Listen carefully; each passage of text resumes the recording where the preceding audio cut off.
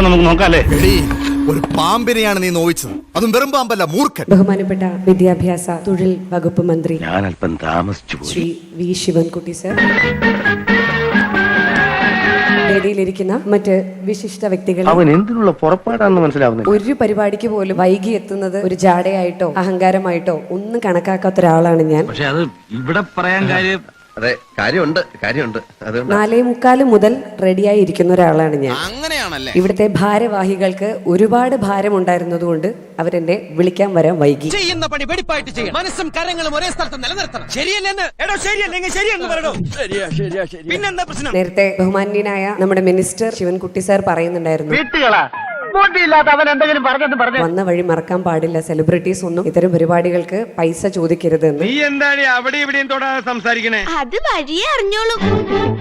ഒരു പൈസയും വാങ്ങാതെയാണ് സാർ ഞാൻ ഇവിടെ വന്നിരിക്കുന്നത്. ഇതാണ് തറവാടിത്തം. നിങ്ങളെ ഞാൻ സമ്മതിച്ചിരിക്കുന്നു. നിങ്ങള് വീരശൂര പരാക്രമി തന്നെ. ഒരിക്കലും വന്ന വഴി മറക്കില്ല. ഇപ്പോൾ എന്തായി? പള്ളർത്തി കിട്ടിയപ്പോ മതിയായില്ലേ? കിട്ടിയ മുതലും പലിശ ചേർത്ത് കിട്ടി. ആരും കണ്ടില്ല. ഒരു 6 ഇഞ്ച് നീങ്ങി ഒരു ചുവന്ന സ്വിച്ച് കാണുന്നുണ്ടോ? കാണുന്നുണ്ട്. ഈ സ്വിച്ചിന്റെ കാര്യമാണ്. ചുവന്ന സ്വിച്ച് അമർത്തി. അമർത്തി.